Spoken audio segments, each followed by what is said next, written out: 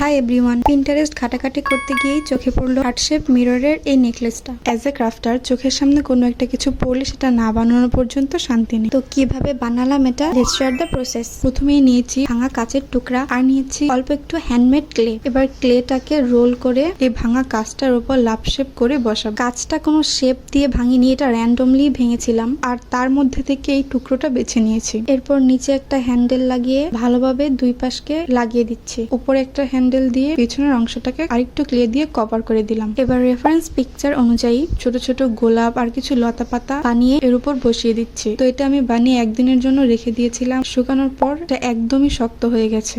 তো প্রথমেই আমি অ্যাক্রিলিক হোয়াইট কালারটা দিয়ে পুরোটা কালার করে নিব। এরপর অ্যাক্রিলিক গোল্ডেন কালার দিয়ে পুরোটা কালার করব। আর গোলাপের মধ্যে দিব লাল রং আর লতাগুলোর মধ্যে দিব সবুজ। এরপর কটন বাড দিয়ে গ্লাসটা ভালোভাবে ক্লিন করে দিব। আর দেখো এটা দেখতে কত প্রিটি লাগছে। এবার গোল্ডেন কালার একটা চেনকে পুরো হ্যান্ডেলটা দিয়ে ঢুকিয়ে দিচ্ছি। আর একটু গ্লসি লুক আনার জন্য আমি এখানে water colour nail polish use করেছি। তো এই হলো এটার ফাইনাল লুক। এটা সামনাসামনি দেখতে কি যে সুন্দর লাগছে। এটা বানানোর পর ভাবছি সেম ডিজাইন করে একটা বড় আয়না বানাবো। আর তোমাদের কাছে আমার এই আয়নাটা কেমন লেগেছে অবশ্যই জানাবে।